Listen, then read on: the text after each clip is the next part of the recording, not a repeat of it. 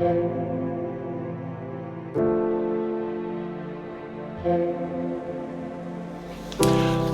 it's Tony. Welcome back to Sailing LRA.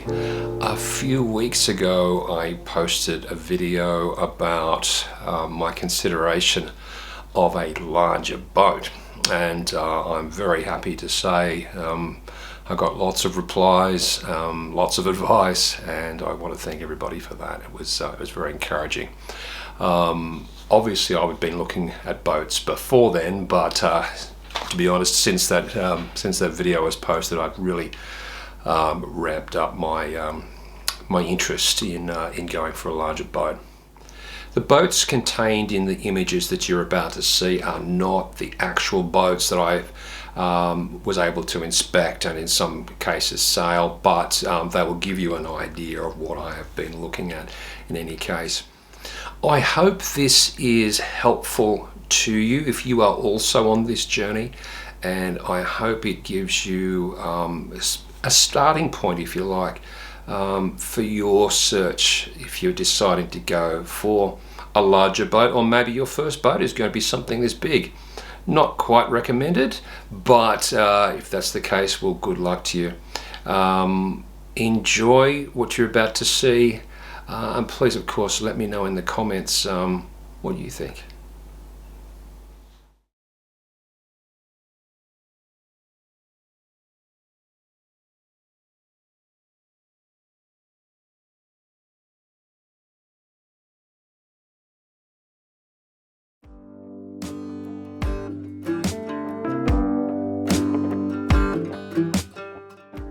The Cavalier 32 is an older style boat, but a brilliant design and very, very popular for its seaworthiness.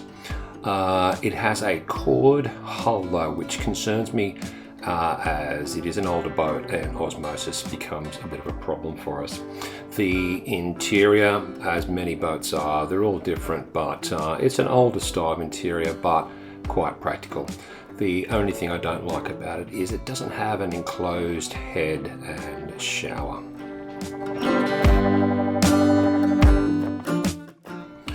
The Bavaria 34, a German production boat, is a lovely looking vessel in my humble opinion.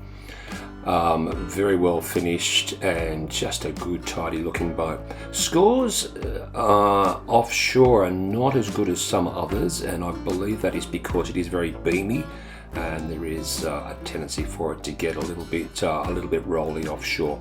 But all the finishes are lovely, very high quality, and a wonderful looking boat.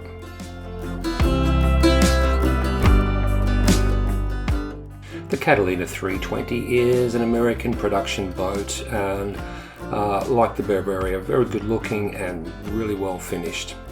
They are beamy, but they have a good comfort factor offshore based on the fact that they are heavily ballasted. And also like the Bavaria, they are still commanding big dollars. Very, very popular boat.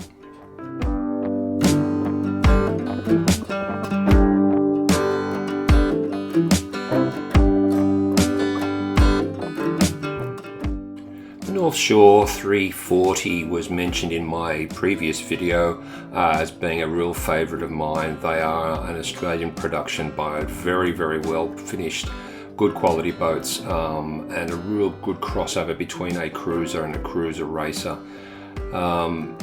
Very hard to get because they are very popular, nicely finished, nice interiors, and it's just an overall really good package. Beneteau First 310 came across my radar because it was the right size, about the right price, and it was a nice looking boat. Rated as a lightweight boat, so sailboat data doesn't give it that high a score for offshore sailing. I'm sure it would be fine. Nice interiors, very French, and a nice looking package. The last boat that I considered was the Hunter 30T. Again, a US production boat. Seems to, for some reason, attract a lot of hate on the internet. People have complained about finish, about the quality of parts and stuff, but by all accounts outside of that, a good sailing boat, voluminous, interior. Just a nice tidy package and reasonably priced.